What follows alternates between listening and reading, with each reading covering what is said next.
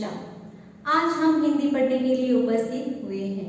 हिंदी में हमने चैप्टर 6 मेरी बीमारी श्यामा नीली का पार्ट 1 हमने देखा।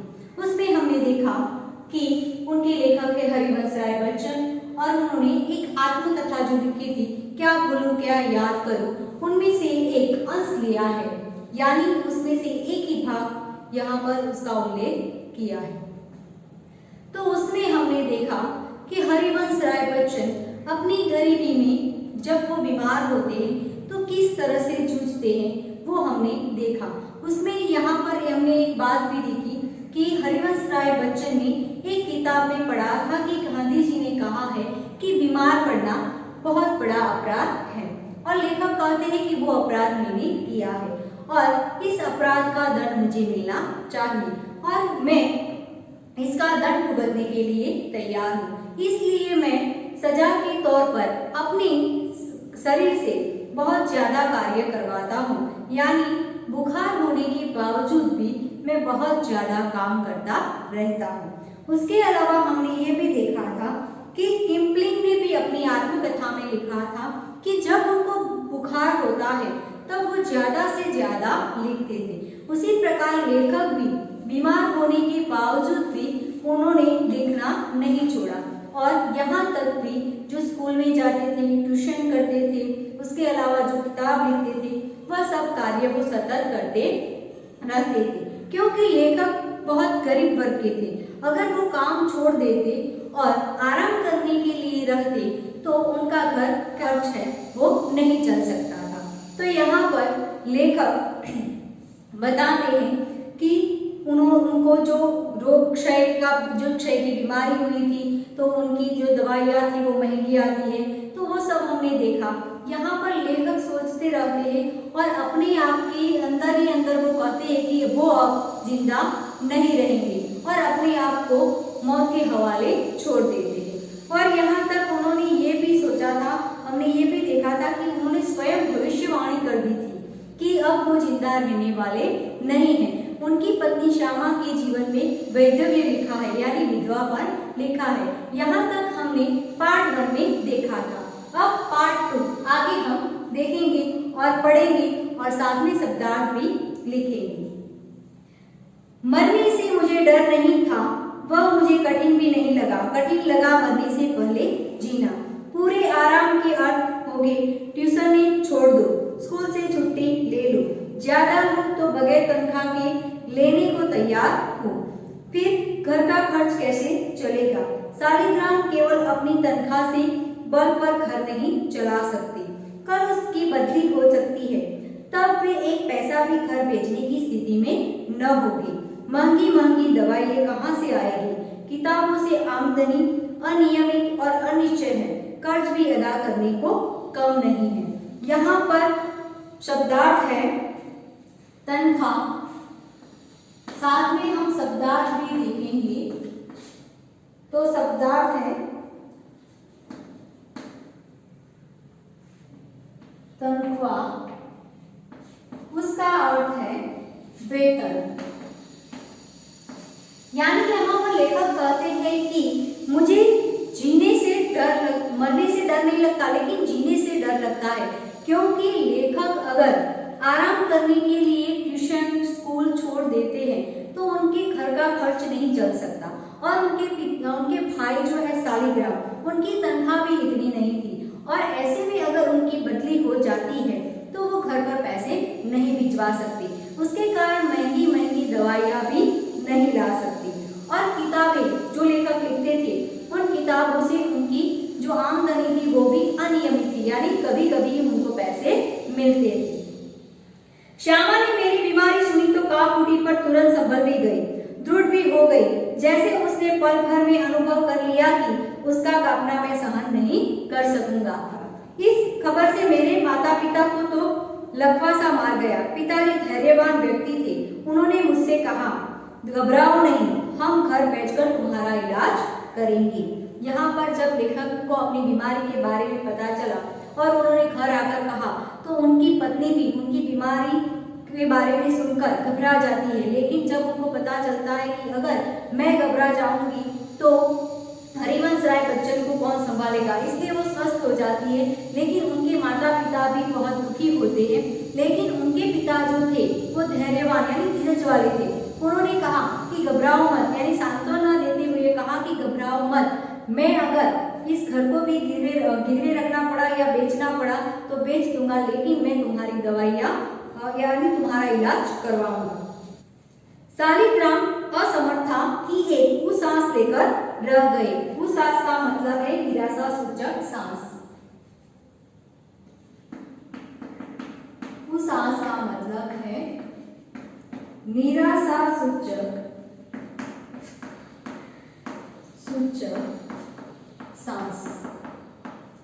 यहाँ पर शालिग्राम ने जब सुना कि उनके भाई को यह बीमारी हुई है तो वो असमर्थ थे, क्योंकि उनके पास भी इतने पैसे नहीं थे कि वो अपने भाई का इलाज करवा सके। मैंने कुछ दिनों के लिए ट्यूशन और स्कूल से छुट्टी ले ली। किताबों की बिक्री से कुछ रुपए पड़े थे, उनसे दवाइयाँ मंगा ली और चारपाई पर लेट गया। श्यामा की सेवा साकार हो गई। यहाँ पर सेवा साकार होना, सेवा साकार का मतलब है सेवा की मूर्ति।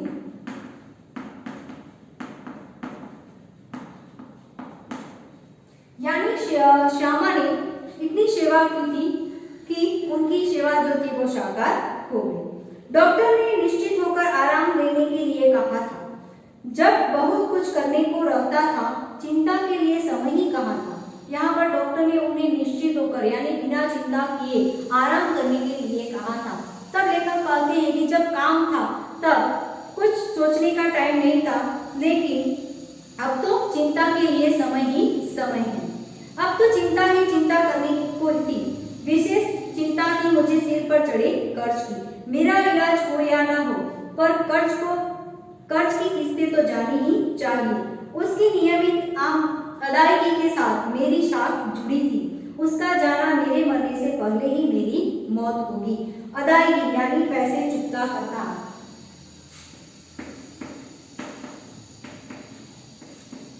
अदायगी का मतलब है पैसे चुकता। दूसरा यहाँ पर शब्दार्थ है साख। उसका मतलब है इज्जत या प्रतिष्ठा। तो यहाँ पर लेखक को ये चिंता खाई जा रही थी कि अगर मुझे बीमारी जो है उससे मैं जिंदा रहूं या ना रहूं, लेकिन अगर मुझे दवाइयाँ मिले या ना मिले, मेरी दवाइयाँ हो या ना हो, लेकिन जो मुझ पर कर्ज है उस कर्ज की जो किस्तें हैं वो समय से जानी चाहिए, क्योंकि उससे ही मेरी प्रतिष्ठा और मेरी इज्जत बनी हुई है। अगर मेरी इज्जत एक बार चली गई तो मेरे जिंदा रहने से भी कोई मतलब नहीं है। श्यामा के लिए मैं पारदर्शी दर्पण था। उसने पूछा, किसी बात से चिंतित हो? चिंता ही खाती रहेगी तो दवा क्या लाभ पहुंचाएगी। यहाँ पर श्यामा पारदर्शी दर्पण थी, यानी जो बच्चन सोच रहे थे वो श्यामा को पता चल जाता था। तो यहाँ पर श्यामा कहती है कि अगर आप चिंता ही करते रहोगे तो दवाई या काम नहीं आएगी। मैंने कहा, टैक्स सोसाइटी के मुझ पर 400 कर्ज है, करीब 100 अन्य मित्रों के। उसने जो उत्तर दिया उसमें मैं चौंक पड़ा और सहसा उठकर उसे घूरकर देखने लगा, जैसे श्यामा को एक बार फिर से पहचानने की जरूरत हो।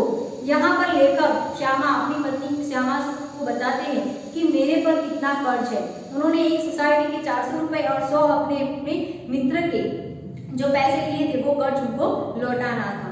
तो इसके बारे में वो बताते हैं। तब श्यामा उनको जो जवाब देती है उससे लेखक चौंक जाते हैं। उसने कहा था, कर्ज तो मैं तुम्हारे मरने के बाद भी उतार दूंगी, तुम उसकी चिंता छोड़ो। यहाँ पर लेखक ने जो श्यामा ने जो जवाब दिया था वो बताया है कि श्यामा ने कहा था कि मैं तुम्हारा कर्जा तो तुम्हारे मरने के बाद भी चुका सकती हूँ, लेकिन तुम इस चिंता को छोड़ो। मैं सोचने लगा, श्यामा ने बजरंगी अपनी छाती पर रखकर यह वाक्य कहा होगा। मुझे चिंता मुक्त रखने को वह क्या नहीं कर सकती थी। मरने के लिए जो मैंने अपने आप को छोड़ दिया था वह मुझे एकदम गलत लगा। मुझे अपने लिए नहीं तो श्यामा के लिए जीने का संघर्ष करना चाहिए। श्यामा के लिए मैंने जीवन में कुछ नहीं किया, अभी करने के योग्य नहीं रहा। अब यदि मैं उसे ऐसी स्थिति में छोड़ जाऊं कि वह मेरे मरने पर मेरा कर्ज उतारने की चिंता करे तो मुझसा जघन्य अपराधी कौन होगा? जघन्य यानी बहुत बुरा। जघन्य का मतलब है बहुत बुरा। नहीं, मैं श्यामा के लिए चिंताएं नहीं छोड़ जाऊंगा, जीने का रास्ता खोजूंगा, जीकर अपनी चिंताएं समाप्त करूंगा। एक रात जैसे मेरे कानों में किसी ने कहा, एक रास्ता अब भी है। यहाँ पर लेखक सोचते हैं कि जो श्यामा ने मुझे उत्तर दिया वो बहुत कठिनाई के साथ, यानी अपनी सारी जो शक्तियां हैं उसे इकट्ठा कर उसने वो जवाब दिया होगा। तो यहाँ पर लेखक कहते हैं कि मैंने कभी भी श्यामा को कोई खुशी नहीं दी। अगर मरने के बाद भी उसे कर्ज चुकाने के लिए छोड़ जाता हूँ तो मुझसे बुरा व्यक्ति कोई नहीं है। 15 दिन के इलाज में अपना बटुआ खाली हो गया था। मैं कदापि नहीं चाहता कि पिताजी घर को हाथ लगाए। अपनी वृद्धावस्था में शांति से बैठने को चाहे, उनको भूखे नंगे ही बैठना पड़े। उन्होंने एक शरणास्थल बनाया था। मैं उससे उन्हें वंचित करने का कारण नहीं बनना चाहता था। पर यह भी नियम का एक व्यंग्य है कि मेरे माता पिता दोनों में से किसी को अपनी छत के नीचे अपनी अंतिम श्वासें छोड़ने का योग नहीं बना था। न जाने राम कहाँ लागे माटी, पर उस समय मैं कैसे जानता। यहाँ पर लेखक सोचते हैं कि 15 दिन में उनके पास जो तनख्वाह जो पैसे थे बचे हुए वो सब खत्म हो जाते, क्योंकि एलोपैथिक दवा का खर्च बहुत ज्यादा होने के कारण उनके पास पैसे नहीं थे। तो यहाँ पर लेखक कहते हैं कि मैं नहीं चाहता कि मेरे पिताजी मेरी दवाइयों के लिए अपने घर को बेच दे, लेकिन मेरे माता पिता भी ये नहीं चाहेंगे कि उनके पहले इस घर में मैं सांसें छोड़ दूं। न जाने राम कहाँ लागे माटी, पर उस समय मैं कुछ नहीं जानता। यानी वो कहते हैं कि भगवान न जाने राम क्या करेगा, मैं या अभी कुछ नहीं जानता। और एक दिन मुझे वह रास्ता दिखाई दिया जिस पर अपने बल पर चलकर मैं अपनी चिंताएं समाप्त कर सकता था। किसी के लिए, विशेषकर श्यामा के लिए मैं कोई चिंता नहीं छोड़ूंगा। इस संकल्प ने मुझे दृष्टि भी दी और बल भी दिया। यहाँ पर लेखक को ये सब बातें सोचते हुए एक रास्ता दिखाई देता है और वो उस रास्ते पर चलने के लिए बल इकट्ठा करते हैं और कहते हैं कि मैं चाहे कुछ भी हो लेकिन श्यामा के लिए चिंताएं छोड़कर नहीं जाऊंगा। मैंने डॉक्टर बीके मुखर्जी के पास जाकर कहा, डॉक्टर साहब आपका इलाज बहुत महंगा है, मेरे पास आपके इलाज के लिए पैसे नहीं है। इसके पूर्व कि मैं कुछ और कहूँ या पूछूं, उन्होंने अपने बदनाम मुंहफट स्वभाव से कहा, पैसे नहीं है तो जाओ मरो। यहाँ पर उन्होंने डॉक्टर बीके मुखर्जी से कहा कि अब आपके पास से दवाइयाँ लेने के लिए मेरे पास पैसे नहीं है, इसलिए मैं अब आपके पास इलाज नहीं करवाऊंगा। तब डॉक्टर बीके मुखर्जी कहते हैं, मुंहफट स्वभाव में यानी स्पष्ट शब्दों में कह देते हैं कि अगर पैसे नहीं है और दवाइयाँ नहीं खाओगे तो जाओ मरो। मुझे जीवन में चुनौती से ही बल मिलता है। चुनौती यानी ललकार, शब्दार्थ है। चुनौती का मतलब है ललकार। यहाँ पर लेखक कहते हैं कि मुझे चुनौतियों से ही बल मिलता है। वे यदि मुझे 100 वर्ष जीने का आशीर्वाद भी देते तो शायद जीने के लिए संघर्ष करने का मुझमें इतना बल न आता जितना मैंने उनके जाओ मरो शब्दों में संचय किया। संचय यानी एकत्र किया। संचय का मतलब है एकत्र। यहाँ पर लेखक कहते हैं कि अगर उन्होंने मुझे ये आशीर्वाद दिया होता कि 100 साल जियो और तुम जो बीमारी है वो तुम्हारी खत्म हो जाए, तो मुझे उतना बल नहीं मिलता। लेकिन उनके एक शब्द में जो उन्होंने व्यंग्य किया था और स्पष्ट शब्दों में मुझे कहा था कि जाओ मरो, उससे मुझे बल मिला, शक्ति मिली और मैं कुछ करने के लिए तैयार हो गया। उनके पड़ोसी ने उन्हें बताया, मुक्ता प्रसाद ने, कि लोही कुएं के पानी से इलाज हो सकता है। लोही कुएं के पानी के इलाज से यानी जो लोहे कुएं का पानी होता है, जो ठंडा पानी, उस पानी में बैठकर 3 बार लेने से तुम्हारी बीमारी खत्म हो सकती है। मेरी ऐसी बीमारी के लिए ठंडे पानी के टब में बैठकर 3 बार लेने का विधान था। एलोपैथिक में क्षय के रोगी को दूध, घी, मक्खन, अंडा आदि से अधिक दिया जाता था। कुएं के इलाज में चिकना मना था। सिर्फ कच्ची सब्जियां, फल, पीले चने, गेहूं आदि पर रहना था। न दवा पर खर्च और न खुराक पर खर्च। यानी यहाँ पर लेखक कहते हैं कि जो एलोपैथिक दवा का खर्च था वो बहुत ज्यादा था, क्योंकि दवाई के साथ साथ उनको चिकना खाना होता था, यानी घी, मक्खन, दूध और अंडा ये सब खाना होता था, जिसका खर्च ज्यादा था। लेकिन ये जो लोही चूने का पानी का जो इलाज था उसमें ना कोई खर्च था, क्योंकि उसमें चिकना खाना मना था, क्योंकि उसमें कच्ची सब्जियां, चने, फल ये सभी खाना था। मैंने पीके मुखर्जी का नुस्खा फाड़ डाला और पुणे के अनुसार स्ट्रिक्ट बात आरंभ किया, तदनुसार खुराक आदि रखी। यानी यहाँ पर उन्होंने जो मुखर्जी ने लिख दी थी दवाई की जो पर्ची, वो उन्होंने फाड़कर रख दी और स्ट्रिक्ट बात के साथ आरंभ किया और उनके अनुसार जो खुराक लेना था वो भी उन्होंने आरंभ कर दिया। स्कूल भी जाने लगा, केवल रात वाली ट्यूशन छोड़ दी। उसका मुआवजा एक तरह से किताबों की बिक्री से मिलता था। मुआवजा यानी बदले में मिलने वाला जो पैसा था वो उनको किताब की बिक्री से मिल जाता था। श्यामा ने मेरा विरोध न किया। जीवन भर मैं जिस रास्ते पर भी चला उसने स्वस्ति पंथा कहा और मेरे पीछे चल पड़ी। यानी श्यामा ने इसके बारे में विरोध नहीं किया, क्योंकि वो पत्नी धर्म निभाती थी, इसलिए जो उनके पति कहते थे उसी रास्ते पर वह चल रही थी। यानी उसने स्वस्ति पंथा किया, यानी अपने पति के जिस रास्ते पर चलना है उसी रास्ते पर वो चल पड़ी। मेरी स्नान चिकित्सा के संबंध में भी वह प्रतिदिन अपनी सेवा सहयोगी देती रही। सबसे अधिक अपनी इच्छा बल से उसने मुझे अपने रास्ते पर न ठहरने दिया न पीछे फिरने दिया। राह पकड़ तो चल चलाचल पा जाएगा मधुशाला। यहाँ पर लेखक कहते कि उनकी पत्नी ने अपना पत्नी धर्म निभाते हुए हर वक्त उनका साथ दिया है, कभी भी उन्हें किसी रास्ते पर ठहरने नहीं दिया या पीछे मुड़कर भी देखने नहीं दिया। और उन्हें यहाँ पर एक पंक्ति भी कहा है, राह पकड़ तू चल चलाचल पा जाएगा मधुशाला। यानी राही तू राह पकड़ और उसी रास्ते पर चल, यानी तुझे अपनी मंजिल मिल जाएगी। लेकिन अपने अड़ी इच्छा बल से उसने जो सबसे बड़ा सहयोग दिया और जो सबसे बड़ा चमत्कार किया वह था कि जितने दिन मेरा इलाज चल रहा उसने अपने सारे रोगों को जैसे कील दिया और कभी एक उंगली दुखने की भी शिकायत नहीं की। यहाँ पर लेखक को एक बहुत बड़ी बात लगी कि श्यामा ने कभी भी अपनी बीमारी के बारे में नहीं बताया, क्योंकि जब लेखक बीमार नहीं थे तब श्यामा कुछ ना कुछ बीमारी को लेकर उनसे बात करती रहती थी। लेकिन जब लेखक बीमार होते हैं तब श्यामा एक भी बीमारी के बारे में नहीं बताती, यहाँ तक उसको उंगली भी दुखती है ऐसी भी वो शिकायत नहीं करती। शायद उसके प्रति इस निश्चिंतता ने मुझे अपने रोग से लड़ने का जितना बल दिया उतना किसी ने नहीं।